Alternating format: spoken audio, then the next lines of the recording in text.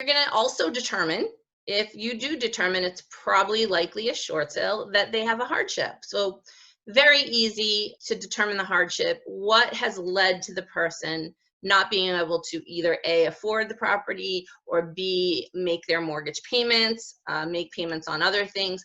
What is the issue that's causing them financial distress? So does that trigger a notice to anyone? No. So not yet. So when you first start to default, there's not a notice, I believe, until you're after 90 days late. Then they call it the official notice of default.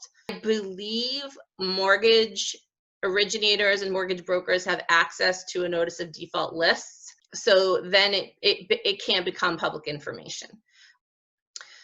So once you're determining the hardship and figuring out if they have a hardship and what that hardship is, because if they don't have a hardship, they may be able to A, bring money to closing. So let's say they're $30,000 short. You determine after all of the debt, they're $30,000 short. If these people have money, if they have $30,000, $40,000, $50,000 in the bank, it's really more or less they're going to bring that to closing, and it's not a short sale. They could bring it to closing. Otherwise, the bank may think it is a strategic default. Do whatever questions. Are there costs for the research? What does the title company charge? I will let Lori answer that at the end of this. Usually you want to align with a good title company. The house can work with you on that and find out exactly what's on title. If you work with us, then we will get that for you as well.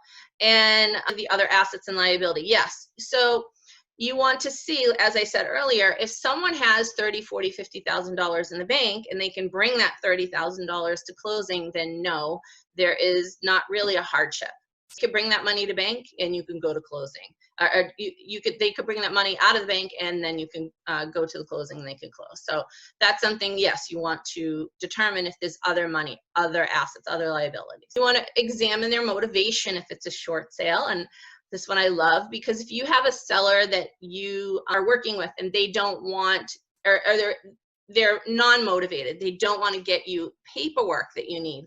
This is a heavy paperwork, heavy process. They're not motivated to get you this information and get it on time. It can really slow down your sale or even halt your sale. So you want to determine if the seller is motivated to get you what you need for a short sale.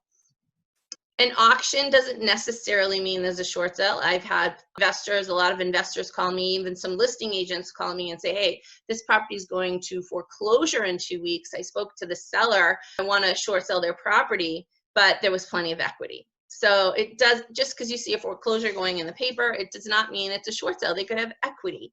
So hopefully they'll just list it with you and you can sell it for above what they owe. And if they can't, then it will probably go to foreclosure. And of course, as you're sitting in your appointment with them, you want to get the basic listing agreement signed.